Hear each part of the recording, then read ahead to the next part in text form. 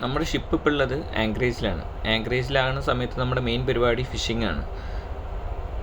ഈ കാണുന്നതൊക്കെയാണ് നമ്മുടെ ഫിഷിങ്ങിനുള്ള ടൂൾസ്. ഇതിപ്പോൾ അതിൻ്റെ റീല്, അതുപോലെ ഇതതിൻ്റെ ലൂറാണ്.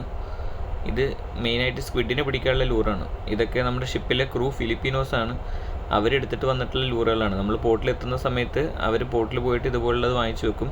ഇത് വെയിറ്റാണ്. ഇപ്പോൾ നമ്മൾ തിരമാല വരുന്ന സമയത്ത് ഇത് താഴ്ന്ന് കിടക്കാൻ വേണ്ടിയിട്ടുള്ള വെയിറ്റ്.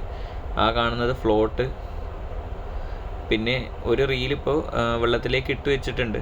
ഇപ്പോൾ നൈറ്റ് വെളിച്ചമില്ലാത്ത സമയത്ത് കാർഗോ ലൈറ്റ് വെള്ളത്തിലേക്ക് ഇട്ട് വെക്കും. അങ്ങനെ ഇട്ട് വെച്ച് കഴിഞ്ഞാൽ ആ ലൈറ്റിൻ്റെ വെളിച്ചം കണ്ടിട്ട് മീനുകളൊക്കെ ഷിപ്പിൻ്റെ സൈഡിൽ വരും.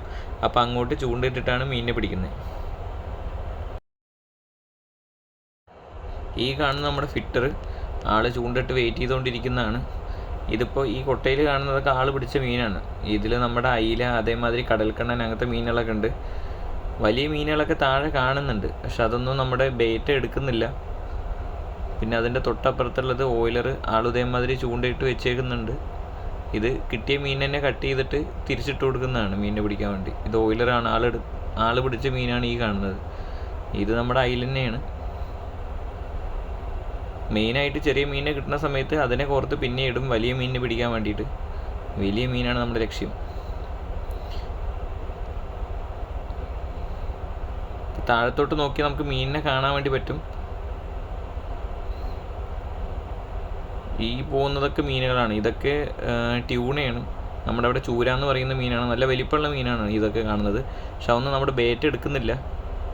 ബാറ്റ് എന്ന് പറയുന്നത് നമ്മൾ ഈ ചെറിയ മീൻ തന്നെയാണ്. ലാസ്റ്റ് കിട്ടിയൊരു സ്ക്വിഡിനെ ഇതേമാതിരി ചൂണ്ടയിൽ കൊടുത്തിട്ട് ഫിറ്റർ താഴേക്ക് ഇടാൻ പോകുന്നതാണ് ട്യൂണിനെ പിടിക്കാൻ വേണ്ടിയിട്ട്. കിട്ടില്ലെന്നൊന്നും അറിയില്ല.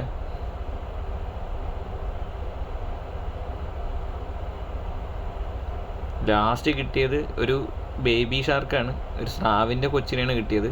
ട്യൂണിനെ കിട്ടിയില്ല.